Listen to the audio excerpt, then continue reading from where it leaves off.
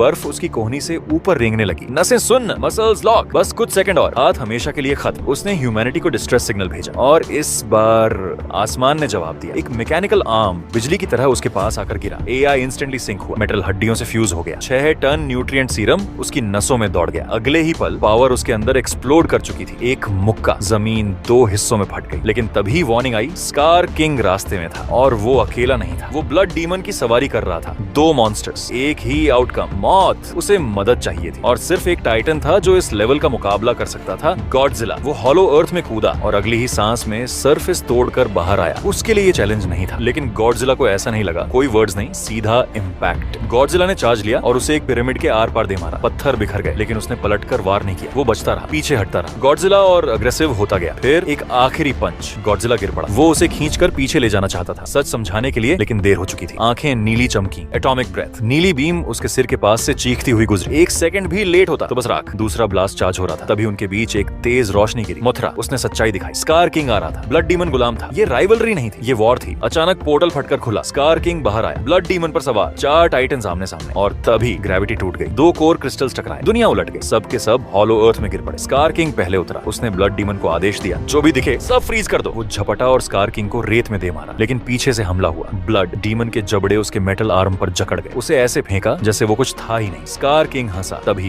Atomic breath ने उसकी हंसी चुप करा दी। गॉडजिला वापस फाइट में था। एक ब्लास्ट, स्कार किंग पीछे उछला और क्रिस्टल कंट्रोलर उसके हाथ से टूट गया। ब्लड डीमन लड़खड़ाया। वो क्रिस्टल की तरफ दौड़ा, लेकिन रास्ता फिर रोक लिया गया। वो क्रिस्टल ही आखिरी कंट्रोल था। और तभी वो स्काउट एप वापस आया, हाथ में बैटल एक्स। एक छलांग, एक वार, क्रिस्टल चकनाचूर, ब्लड डीमन आजाद। जैसे ही उसने स्कार किंग को आखिरी वार के लिए उठाया, ब्लड डेमन ने अपने ही पुराने मालिक को बर्फ में जकड़ लिया। जिंदा आइस स्टैच्यू। उसने जमे हुए तानाशाह को जमीन पर दे मारा। टुकड़े, खामोशी, बरखत, बैलेंस रिस्टोर। और एक बार फिर राजा अकेला खड़ा था।